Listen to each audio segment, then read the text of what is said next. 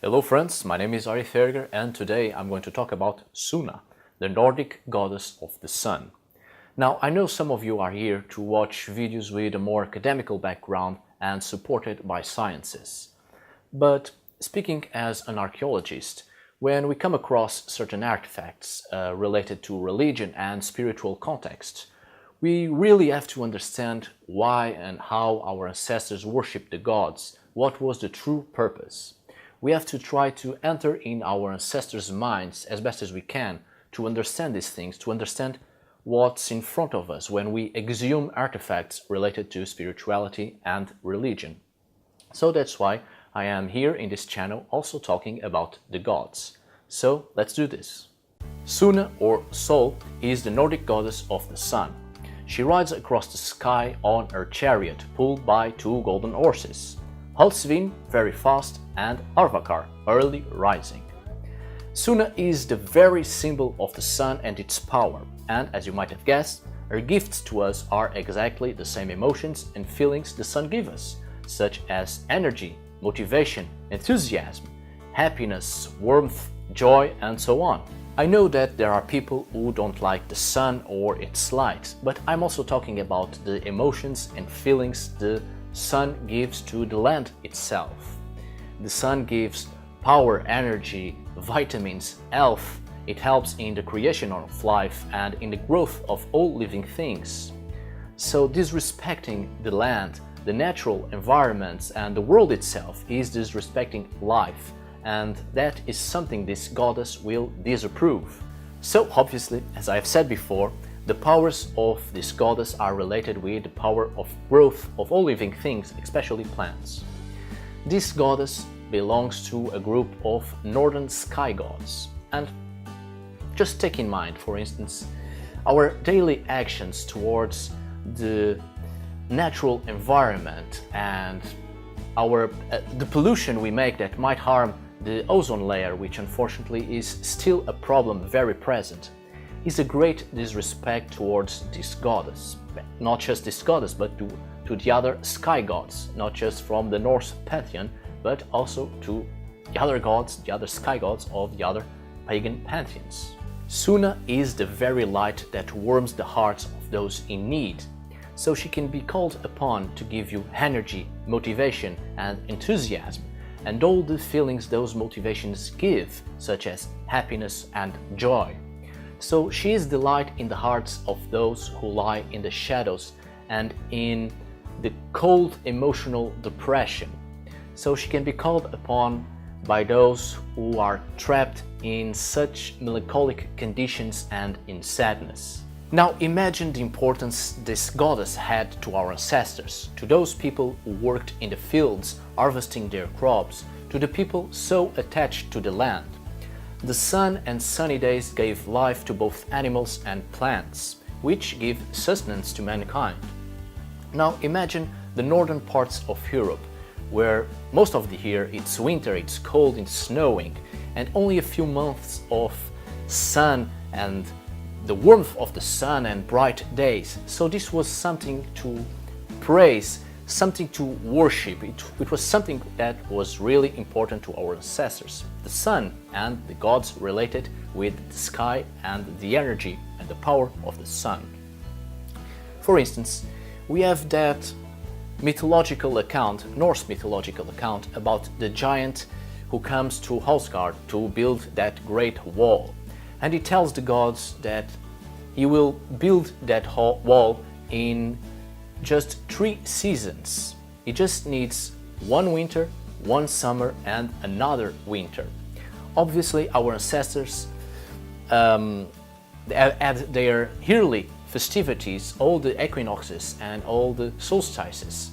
They celebrated during spring and autumn and such, but for the northern peoples of Europe, when it came to work in the fields and such, and all life around them, it was really just these 2 seasons, winter and summer, a very long winter and a very short summer.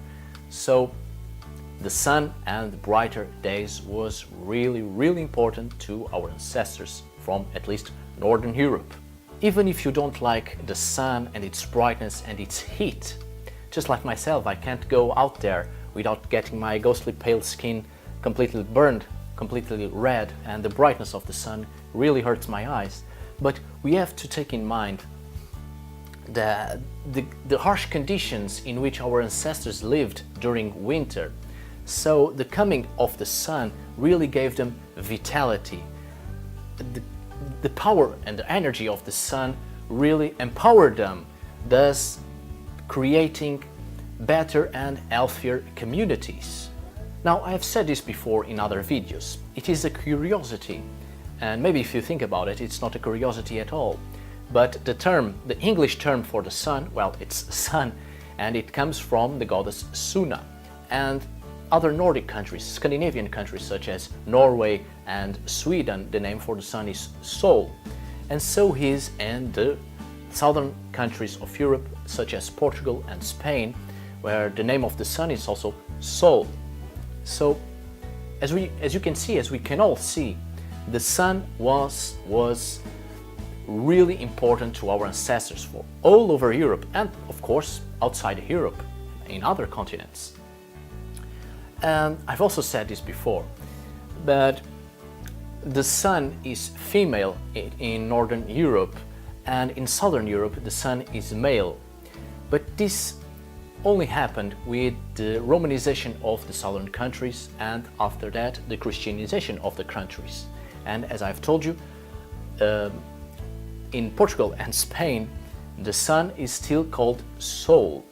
And before the Romanization of these countries, of the peoples of these countries, people actually worshipped a sun goddess during the Chalcolithic. The Neolithic had ended and people stopped worshipping fertility gods and gods of the land and started to worship a unique sun goddess, because she gave them all the energy and all the fertility they needed in the land and in their lives. Now, how to honor this goddess? Well, it's curious. If people knew the sacrifices and the risks of spirituality, the true sacrifices, I'm afraid there will be a lot of more atheists in the world. But if we want to make things simple, if you want the gods to help you, you also must help the gods. And the first thing we learn in the Northern European pagan traditions is that a gift calls for a gift. So the gifts of this goddess to us, it's not only brightness and energy, but all the good emotions and feelings this energy awakens, such as motivation and enthusiasm, health and vitality. So she is the perfect goddess you can call upon, you can worship. For instance, if you are in a very deep emotional depression, and unfortunately I have experienced depression, and it really is a very dark room with no windows, no doors, no holes you can use to escape. And this goddess really is the light in darkness. She can help you to give brightness in your head, in your mind, in your thoughts, and warmth in your heart. If you are the type of person who needs an altar to worship certain deities, in the case of Sunna or Sol, the Nordic goddess of the sun, you will want to include in your altar certain objects which symbolize the sun somehow. And of course you will want to decorate your altar with gold, red, oranges and green colors. You will also want to include in your altar flowers, plants. Tend to them, care for them, keep them alive to show the respect you have for delicate living beings that depend so much in the energy of the sun to live. But they just don't depend on the sun, they also depend in your love, your patience, your protection. So you are creating a task, an useful objective in your life to help you to keep your mind off of things that might harm you. It's a great way to honor this goddess, showing her that you respect the life that she helps to maintain and that through you life continues with your patience, with your dedication. The runes are also a great way to communicate with the gods and somehow be connected with them. And in the case of this goddess, Sunna, the best runes you can use are, of course, Dagas and Suelo.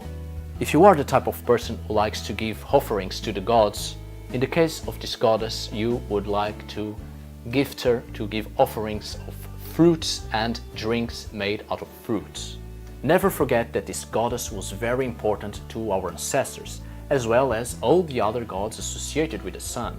The pagan holidays revolve around the yearly cycle of the sun and the control the sun has of the earthly seasons. Alright friends, I hope you have enjoyed this video. Thank you so much for watching, thank you for your time. All the links are down below at the description.